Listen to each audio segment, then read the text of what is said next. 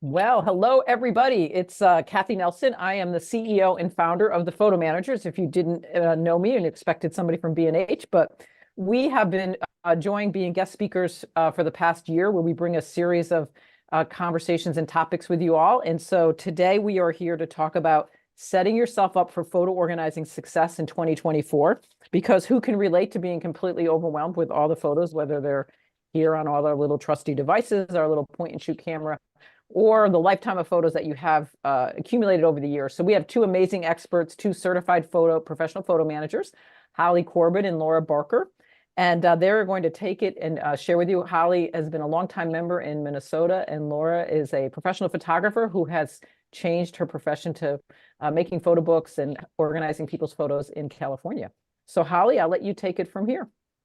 All right, thanks, Kathy. I'm so excited to be here today. Again, my name is Holly Corbid. I am the founder and owner of Capture Your Photos. I'm going to go ahead and share my screen here. All right, there we go. Can you see that okay? Yes, it looks great. All right, perfect. All right, let's dive in. All right, yes, I'm Holly Corbid. I am the founder and owner of Capture Your Photos, where we help people to celebrate life, tell stories, and touch hearts with your lifetime of memories. Again, we're located in the Minneapolis area, but we serve clients all over the country, and we specialize in digital photo organizing. Nothing I love better than a big, messy digital collection. I've been in the photo business since 2010. We work one-on-one with clients, as well as we have a series of online courses called the Photo Organizing Blueprint. So today we are going to dive in and talk about setting you up for success in 2024. There's a couple things I want to chat about. The first is how to get started. So getting photos organized pops up on a lot of New Year's resolution lists. But one of the biggest things that people struggle with is getting started. So today we're going to start there.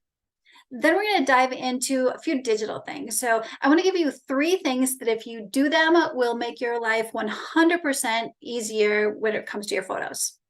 And then the third thing we're going to talk about is letting go of that feeling of your photos being that stressor, and what are some things that we can do to create a healthy photo mindset and make your photos bring the joy that they really are intended to bring you. So let's go ahead and dive in. So getting started, there are 3 steps to getting started. It's a process of 3 steps. The first is to know your why. Identify what is motivating you. The second thing is to take inventory. And the third thing is to create a plan. Let's walk through each of those steps. So step 1 is to know your why. No one has to have organized photos, but when you do, it can be so fun and amazing. But because getting there is sometimes a challenge, it is a super easy project to give up on. When you understand what's motivating you to even add this to your New Year's resolutions, it can help you stay motivated to get it done. I encourage you just to take a minute here to imagine what it would feel like to be able to find any photo or any memory you want in just a minute. To be able to share something quickly, or to be able to quickly pull together photos that you wanted to do or wanted to have this project. You've just been dying to do it, but just haven't gotten there yet. Just feel with that. Take a minute and just see how that feels. Some of the whys that, whoops. Let's see here. I think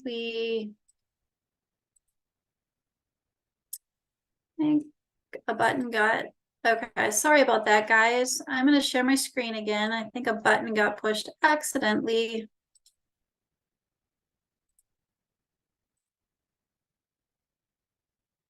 All right, there we go. Back in the pack. So some of the whys that some of my clients have, maybe they have an event that's coming up, like a graduation, or maybe a downsizing is what is motivating someone. Or maybe an event that just happened, like a family reunion where someone kind of dumped a couple boxes on you of all kinds of old family photos and memorabilia. Or another thing that sometimes is because maybe you've lost someone. So an event might be that maybe there's someone in your family has lost their life and you really want to remember them in a special way. And then this big one that I get all the time is they just can't stand the mess any longer. And it's time that they're finally motivated to get it done. So there's all kinds of things that could motivate you. If you know your why, you can come back to that when you're frustrated or simply tired or bored of the project. So I want you to try to kind of revisit that feeling that you imagined. All right. Step 2, take inventory. In order to organize your memories, you need to know where they are. So one of the most powerful things you can do for your memory collection is to get everything into one place. This does a few things for you. First of all, it gets you started. It gives you a concrete action that can take you, that you can take where you'll be able to see your progress pretty quickly. The second thing is it gives you an opportunity to back up your collection. A digital collection, for example, that's all over the place is really difficult to keep safe. And the third thing is that it helps you prioritize and also tells you what needs the most attention, and it helps you take just that you look at your photos and memories in 4 areas, or there's 4 areas of your memory collection. The first is your printed photos. So your printed photos would include things like loose photos you have hanging around, photos in albums or scrapbooks, the inherited old box of photos, and photos in frames. The second place or second category is your digital photos. So this would include photos on your phone, on your computer, on your external drives, on your memory cards, on your flash drives, on your tablets, on your cloud sites, all over the place, even your old phones and your old computers. So where all of those digital photos are living. The third is old media, often our home movies. This includes old home movies like videos on your VCR tapes or old camcorder tapes, or maybe really old ones on film. I don't know if anyone has those lying around, or even slides. And the fourth is memorabilia. So this might include boxes of old school papers and artwork of your kids, old family documents like marriage certificates, diplomas, or items from a family member's time in the service. Or sometimes you have treasures of your own, like maybe there's old greeting cards or concert tickets or medals or trophies. Usually when people are thinking about getting organized, they have one of these top of mind. You can absolutely just organize one area, but there's so much richness and joy to be discovered when you're looking at all of your memories in one place.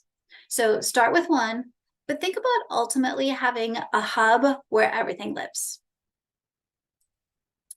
I encourage my clients to complete what I call a photo inventory, which is essentially a list of where all of your memories are currently living.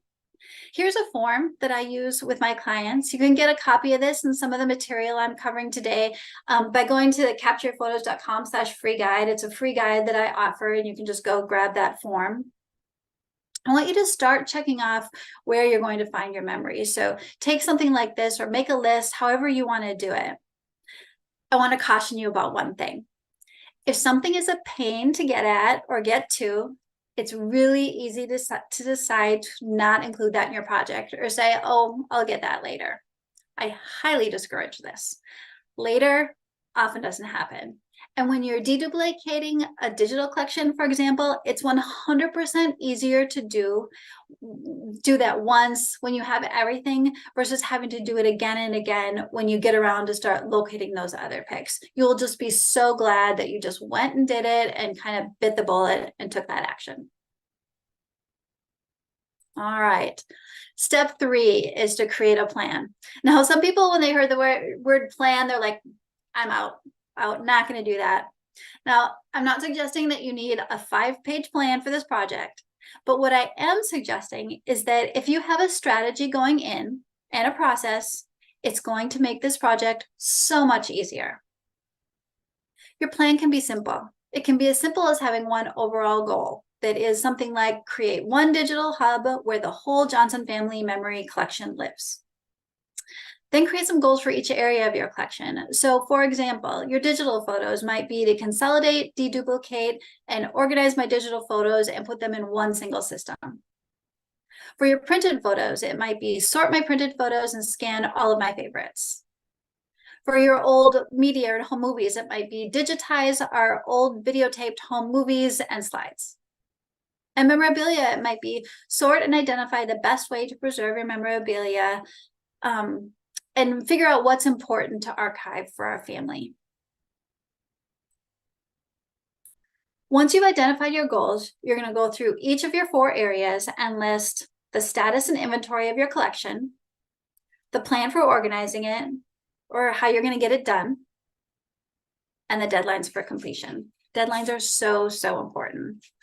So this is a general format that I use with my clients.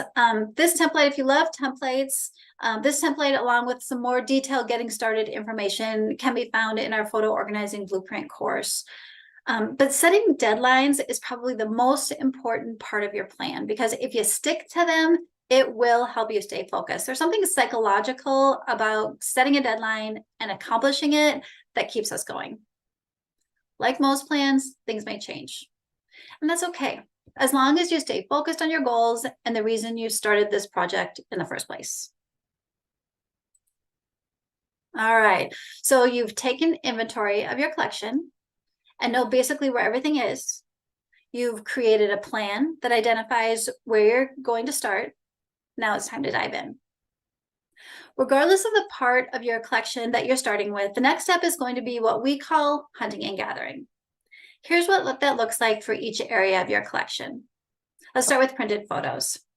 You're going to take that inventory list and grab all of the boxes in the basement, under the beds, in the closets. I even want you to go to that drawer that you've thrown all those loose photos in. Maybe you have a box somewhere that has old school photos of your kids or whatever. I want you to grab them all. And I want you to physically move them into one room. Physically move them into one room, one space. I have a quick caution for you. For right now, you're just grabbing them. Don't take the time to start sorting them, because it will take you down a rabbit hole. Your job is to simply get everything into one space. It's so easy when you're doing this to get lost in the memories. And I promise you'll have time later to do that.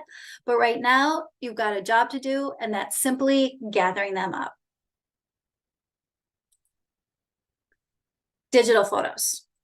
Once again, I want you to grab that inventory list and go find all of the physical sources where your digital photos are living and pull them together.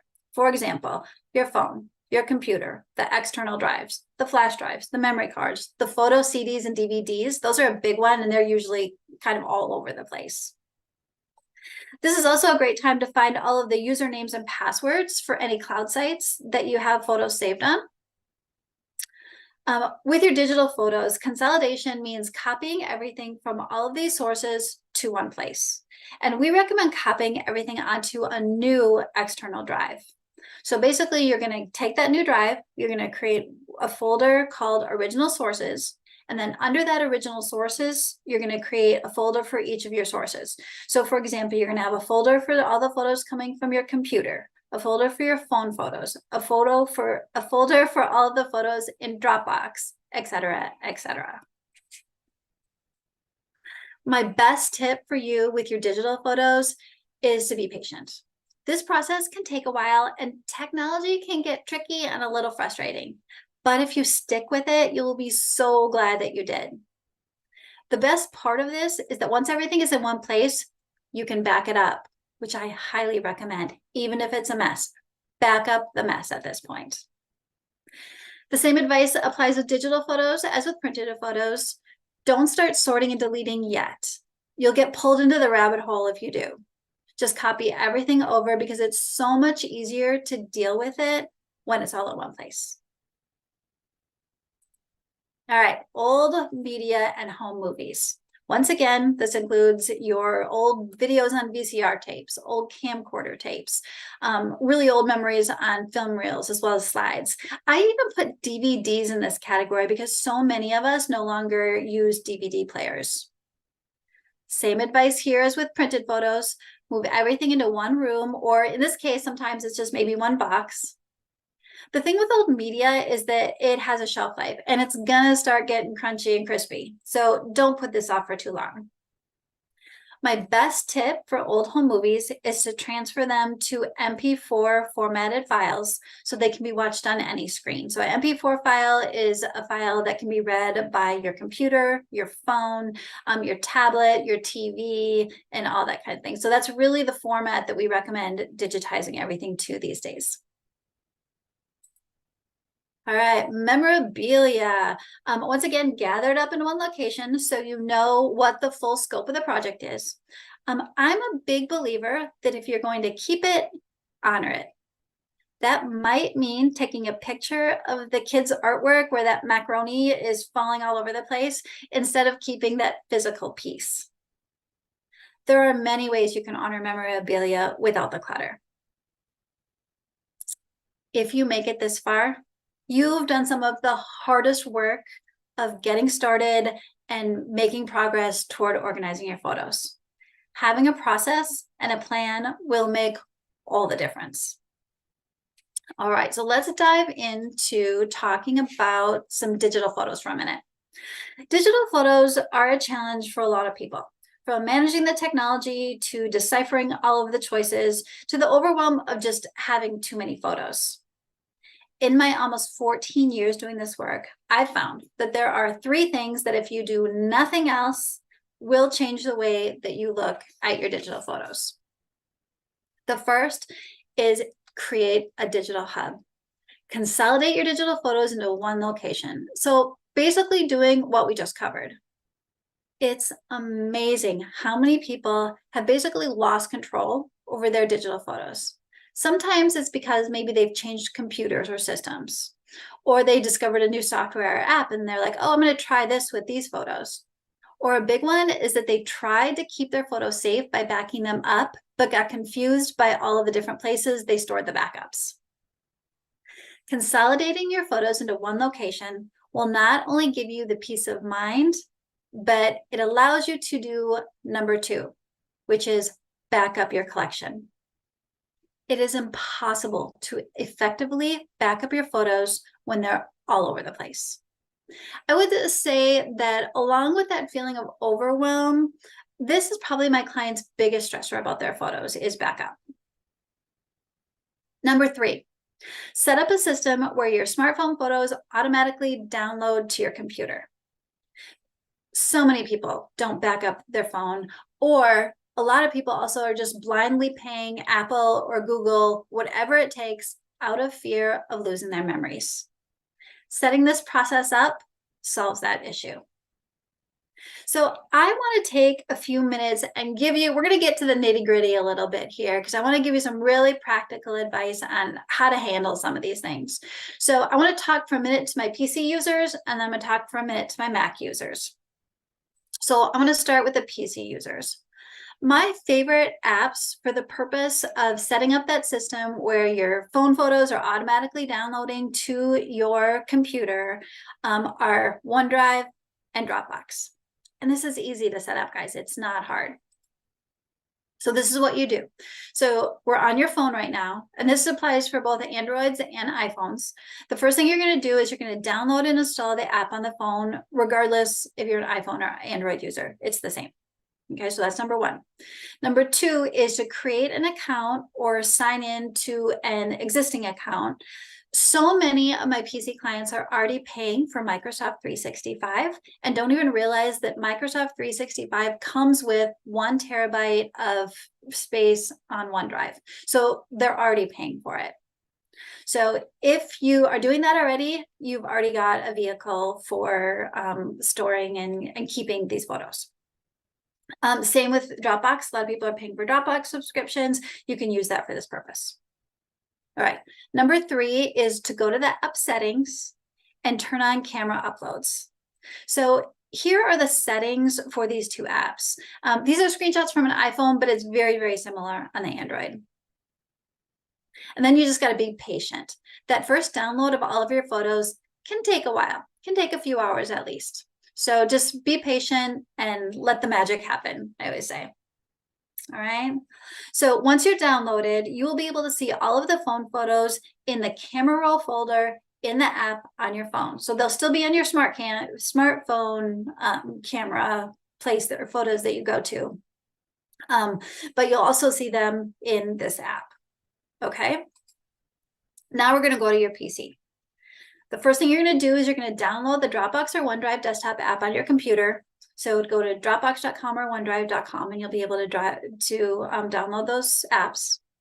Then on your computer, you're going to go to File Explorer, go to the little yellow folder, and then you're going to create and or sign into your account. So the icon where you sign in can be a little bit tricky to find. So you'll see I have it here. So the OneDrive, I'm at the bottom right-hand side of your screen. The OneDrive little cloud is going to get you to OneDrive. The little box for Dropbox is going to get you to Dropbox. Once you sign in, the Dropbox, either Dropbox or OneDrive, should be showing up on the folder list in the left on File Explorer. So under the app, you're going to find, for OneDrive, you're going to find a pictures folder with a camera roll folder. And in Dropbox, you're just going to see Dropbox, and then it'll say camera uploads.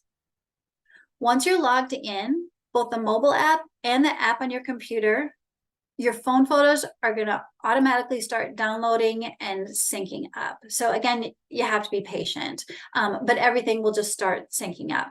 And it is a beautiful thing. Then going forward, you don't have to plug the phone in or just hope that your phone doesn't fall in a lake. They're just there for you. I do have a couple of things you should know. First of all, photos don't sync once they're downloaded. And so the systems don't talk always. And so like if your smartphone camera roll, if you delete something from there, it's not going to delete from the app on your phone. So it's not going to delete from the OneDrive app. So those two don't talk after they've been downloaded. The second thing is you may need to buy some cloud storage space, but again, if you're a Microsoft 365 user already, you've got the space. There is some free space on both of them, but it may or may not be enough depending on how diligent you are about moving things around. All right. The next thing is to get the photos to download full-size versions on your PC hard drive. You have to do some right-clicking on the pictures camera roll folder and select always keep on this device for OneDrive or make available offline. So there's a little bit of settings that you have to take care of there.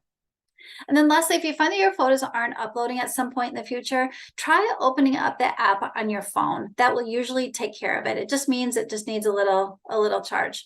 Or sometimes you need to update the app if you haven't done that in a while. Okay, easy peasy, right? Okay, let's jump over to our Mac people. Apple has set up a pretty amazing ecosystem that allows you to use iCloud to transfer your phone photos into your photos library on your computer without you having to raise a finger, which is my favorite way to maintain my photo collection. The key to Apple, though, is the setup. Note by doing this that all of the photos on your computer and your phone will sync, meaning that all of your photos in your Apple Photos app on your computer will be viewable on your phone and your computer. So everything is syncing once you turn this on, which is pretty awesome from the perspective of you can be sitting in the carpool lane and be deleting photos and it syncs everywhere, which I love. So here are the settings that you're going to need on your phone. So on your phone, you're going to go to your settings, and then you're going to go to name, and then you're going to go to iCloud. And this is the screen you're going to get to. And in order for your photos to transfer to iCloud from your phone, you'll need to turn on sync this iPhone. So it has to be green like this. Okay, so it's as simple as that. On your Mac, you're going to open up the Photos app on your Mac. And then on the top, you're going to go to Photos next to the Apple. And you're going to go to Settings and you go to iCloud. And you're going to select iCloud Photos. So what you see here. And if you have enough space on your computer hard drive, we recommend that you select Download Originals to this Mac. So the reason we like that is because we want you to own a copy of your photos. If you don't do that, your originals will be living in iCloud. So if you have enough space, I like you to use that Download Originals to this Mac. What does this give you? It gives you an easy way to get your photos off your phone, onto your computer, and your entire library at your fingertips at all times, which is a beautiful thing. Here are a few things you should know about the whole Apple setup world. You may need to increase your iCloud storage. It's worth it though. It's so worth it. If you delete from one location, it will delete from all locations. So this is different than with the PC world. So you just have to know that it's going to delete. So don't assume that because you have it saved in iCloud that you can just delete it from your phone and it will be saved in iCloud. That's not how it works. Because iCloud acts as a syncing service, it's important that you back up an original copy of your photos somewhere besides iCloud. So that kind of goes back to, downloading originals. If you don't have room on your computer, your hard drive computer, take an external drive and back up that library, an original copy of that library onto that external drive. Apple is going nowhere. And I think that, iCloud is one of the most secure cloud sites for sure out there for photos. However, I just think that if you decide you want to break up someday with iCloud and you don't own your photos, then you have to do it then. So it's just a good idea to own your photos and not trust a cloud site 100% in any sense, especially when it comes to your precious memories. All right. Photos can be powerful and they can be amazing, but they can also cause stress. And if you're overwhelmed with the number of photos you have, you're worried about losing your photos to technology fails, or you're paralyzed because you don't know where to start, they can be stressful. I am a big believer in creating a healthy mindset around your photos. To do that in the new year, here are a few things to think about. The first is be mindful and intentional of the photos you take. Focus on quality over quantity. Now, I know that this audience, there's probably a ton of photographers, and I'm not talking about when you are off shooting, doing a photo shoot, and you're taking a load of pictures because it's your job and you have to get that perfect shot. I'm more thinking about kind of in your day-to-day world where we're taking screenshots and we're taking, pictures of all the things, like taking a picture that we can just show someone, but it's not really part of our family memories that we need to keep forever. What we have to do is we just have to get better at thinking about the things that we really want to take pictures of and really want to keep those pictures. And so my advice is to take less. You don't really need 200 photos of that child's birthday party, 6th birthday party. You need a few for sure, because those few are going to jog that memory, but you don't need 200 of them. So we gotta think about that. In this digital world, it's probably one of our biggest challenges because it's so easy to just click that button. The second thing is fall in love with your delete key. Curate your collection so it includes fewer photos. Schedule 15 minutes on your calendar once a week to delete the ones that are repetitive, the less meaningful ones, the screenshots that you captured to remember what type of shampoo that you need to buy, or simply just the bad photos. Fall in love with your delete key. The third thing, do a project with your photos that inspires you. It can be as simple as taking a single photo, printing it, buying a frame, and put it somewhere that you see every day that's going to make you smile. This will motivate you. I can't tell you the number of times that I've done a project and it just makes me want to do more. It makes me want to be in my photos more. It makes me want to play with my photos more and enjoy them, because that's what they're meant to be. They're meant to be used and enjoyed. Photos bring the most joy when they're visible and shared. This is one thing that is going to keep you going on this project. And the last thing, ask for help. Every single client I worked with tells me that they're overwhelmed with their photos. Every single one. Sometimes the best way to overcome that feeling is to ask for help. And this could be in so many different forms. It could be in the form of a class. It could be online resources. It could be asking a friend that knows a lot about, photos and systems, or it could be hiring someone to help you. Any of those things is great, but if you're stuck, ask for help. Thank you for letting me be here today and share this information with you. You can find me and more tips and information at captureyourphotos.com. And as well as the photo managers, this is where you get to the photo managers. And I think you probably see some other links elsewhere, but the photo managers is an amazing organization and you can find local resources. If you need that help, go there and you can find so many resources. And also I'd love to connect with you on Facebook, Instagram, or Pinterest. So thank you for letting me be here today. And Laura, I am going to turn it over to you.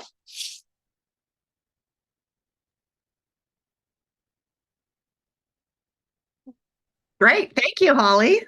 Yeah. Great presentation. That was so many great tips that hopefully people can utilize because we know how overwhelmed everybody is. Mhm. So let me share my screen and let's see here.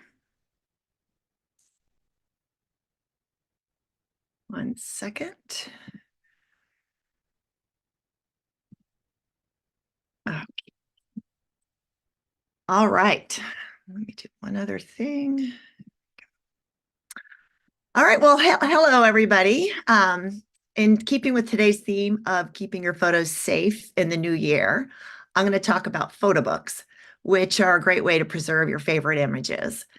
So I'm going to share my journey going from professional photographer to professional photo manager, specializing in photo books.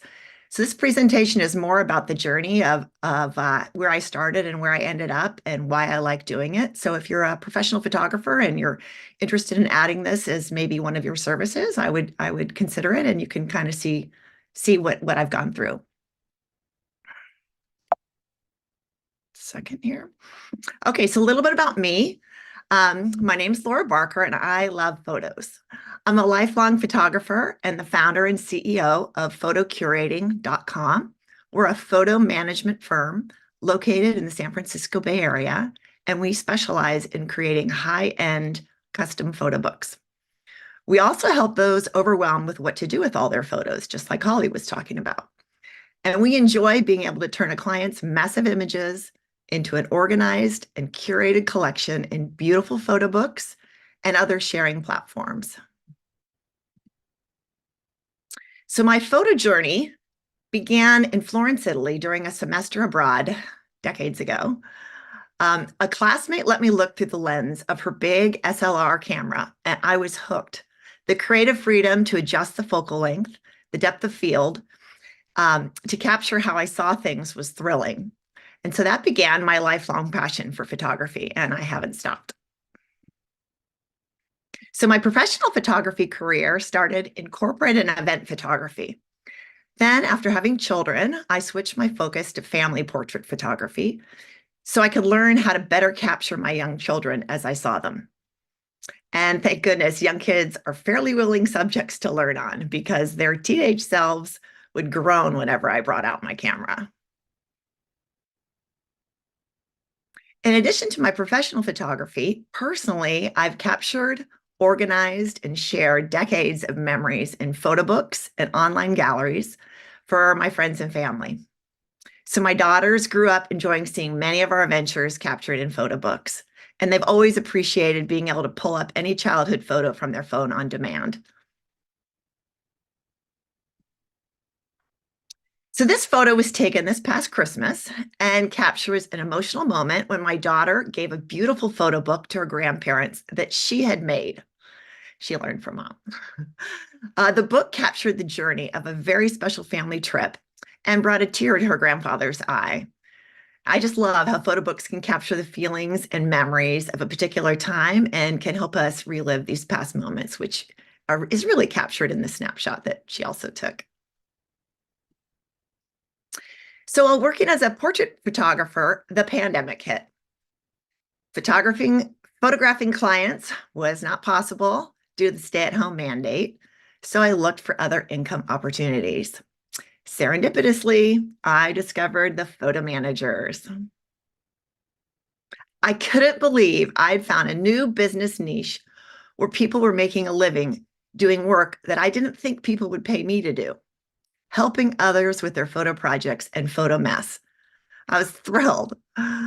This opportunity brought together some of my favorite skills and interests: photography, organization, visual design, and technology. I dove in.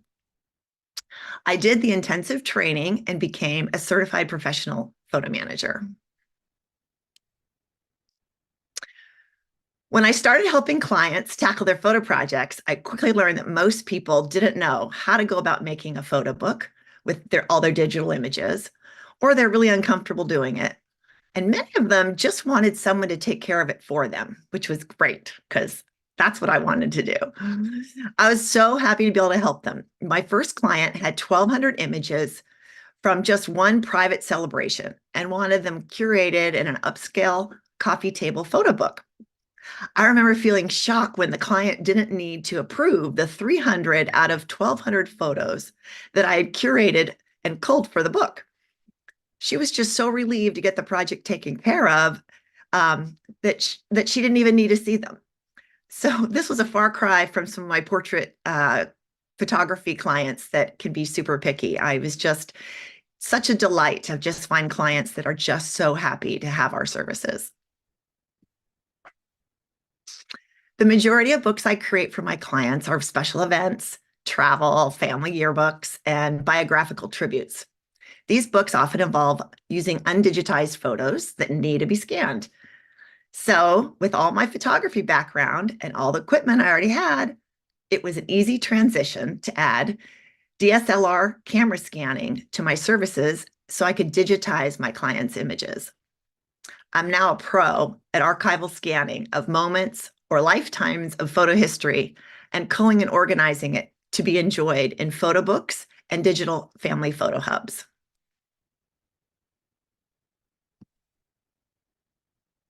My basic process to create a book is to work with the client to identify a theme and start to identify all the images that will help tell that story.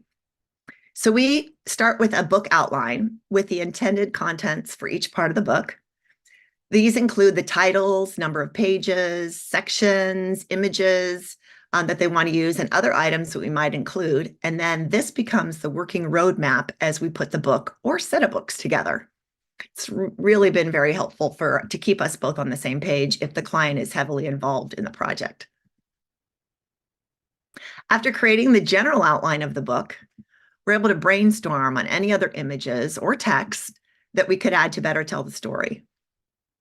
Once we've identified all the content, then I scan any photos that aren't digital and capture images of any memorabilia. So stuff that they may be a medal or something else, or maybe a business card or other things they want to include in the book. I scan those so we can include images of that. And then I gather any written text. Then I organize the content by sorting the images into the different sections, and then I'm ready to lay out the book, which is a part I really like. And with the software these days, it's pretty easy to do. It's quick to do in a way that I wasn't before when I was making photo books years and years ago. I usually design the cover last to give me a chance to figure out the best compelling visual to indicate what's in the book. So sometimes it's an entire image that kind of says it. Sometimes it's a group of images, like on this series of books in the slide. So what started as an extra income source soon became my full-time focus. So I transitioned to full-time photo manager with photography on the side, as I've heard many photographers have done. I enjoy the aspects and challenges of photo-related projects more than I did taking clients' photos. There's a real need for these services I provide, and my clients are very grateful. This is in contrast to some of my portrait photography clients who are so picky about how they look that no matter what lengths I go to capture them in the right light, they're not happy unless I end up photoshopping them just how they want to be seen. So that's not very rewarding for me. So with AI these days, they'll just probably use generative AI to have their portrait. So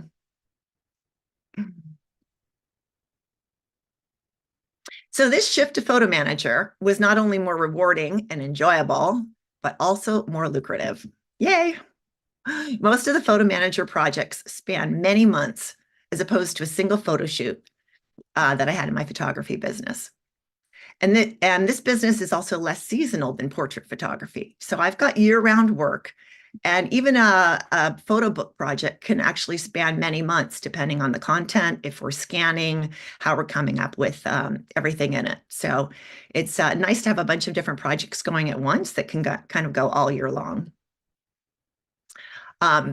So I also just really enjoy the relationships that I build with my clients when I help them with their photo needs, which makes this a profession I really like.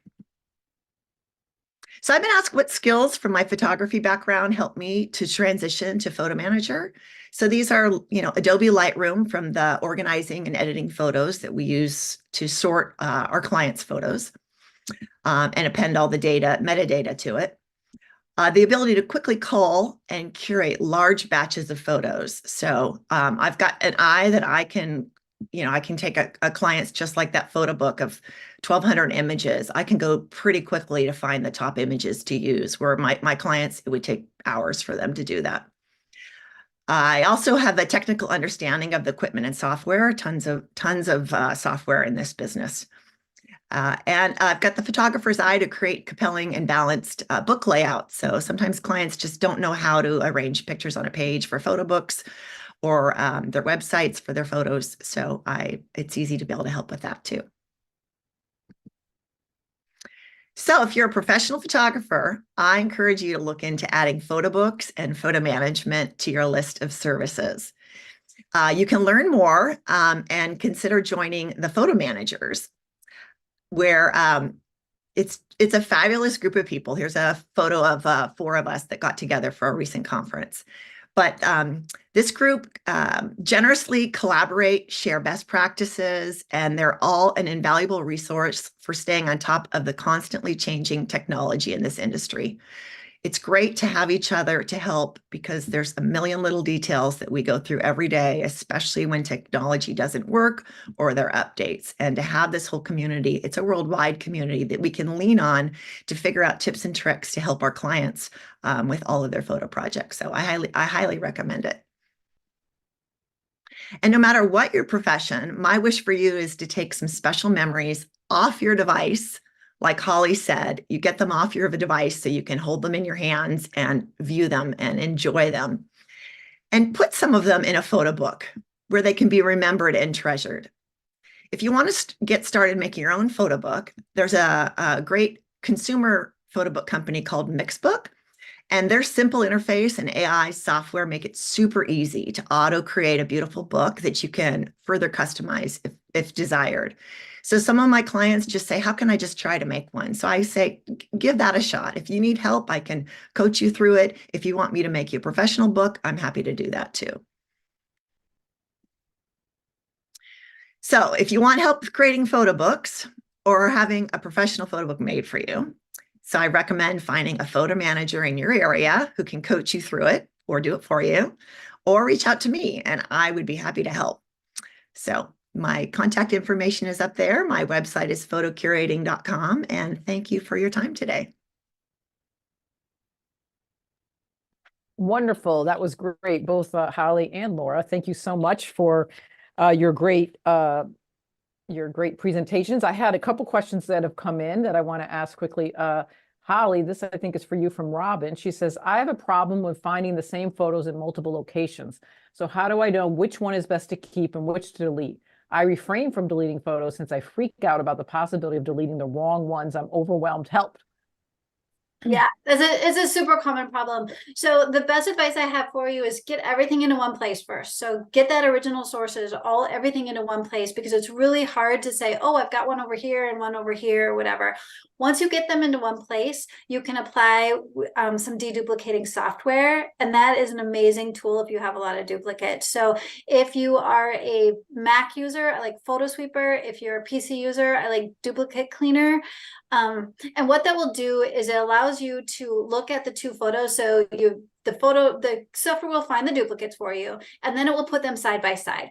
And it would also line up for you, like, okay, maybe this one is a much smaller file size than this one, and you're going to want to keep the bigger one because it'll blow up better, or, that kind of thing. There's so many reasons that photos are different and that kind of thing, but I highly recommend deduplicating software. But your first step has got to be to kind of get them all into one place. So I got a question for you. What's the most number of photos that you deduped in a photo collection for a client? Do you know? Or what's a That I've range? taken out or that I started with? When you started, and then when you ran so what's the most number of digital photos you started with? And after you did the deduplication, I'm saying this so that, is it Robin? Yeah. Robin, so you know that you're not alone. Oh, What gosh, was no. what was the number of photos that you You ended know up? what? I want to say that probably one of the largest collections, and this is the top of mind because it was fairly recently, was about 900,000 photos, so almost 1 million photos.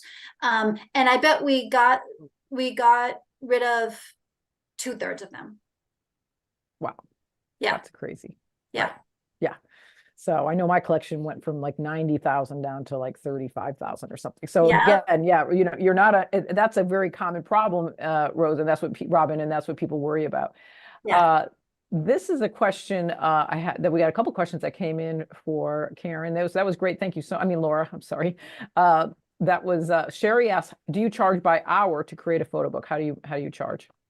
Yes, I charge by an hour. So I can give a quote based on, you know, how many images you have and what you're trying to accomplish. But in the end, it's hourly. And I know you're really busy because you were looking for some help recently for you need some assistance. And then LB, Laura asked as well, or LB said to Laura, what software do you use when you design photo books? There's a bunch of different software InDesign, and then I use a program called Zeno Design. All right. Do we have any other questions? I was going to ask, what's one of the most fun photo book projects that you've done? There was one, I had a slide of it where I did a family's, their entire life history, and we consolidated, you know, gosh, I don't know, 50,000 photos, took the best ones and then consolidated it down to, I think, 7 photo books. And it was just a really special project that took a lot of time and effort, and the client was just so thrilled with it. It was, I enjoyed it a lot. It was more than just, you know, a family vacation. It was history and family tree. Do you add text and things to your? Yeah, lots of text. So that's something I liked. I've done quite a few biographies too, or somebody's life, you know, images and, you know, a lot of the memorabilia about them. Those just, I don't know, they kind of stand out above some of the rest of the regular family yearbooks and travel books and event books. Yeah, I agree. I mean, for me, I always say the reason we take photos is to tell the stories of our lives. So adding the stories with the photos is a really profound experience because you're going to forget, right? And you see those things. So that end product, you know, once you get those photos in a system, like I just said to Holly, because she helped me with my digital photos, my really sweetheart rescue dog passed away suddenly, and I'm actually going to I'm making a photo book actually of it ended up growing into the pets I've loved, but I was able to quickly find all the photos of all the pets I've had in my life because my photos have they've been deduplicated, and it was quickly for me to then do that search, and it was so much fun. So let's see. Somebody just asked, nope. Robin said, thank you for the detailed answer. I will try Photo Sweeper right away. I literally have 30,000 photos since I've been a photographer for 25 years. So this helps. I will check out your courses as well.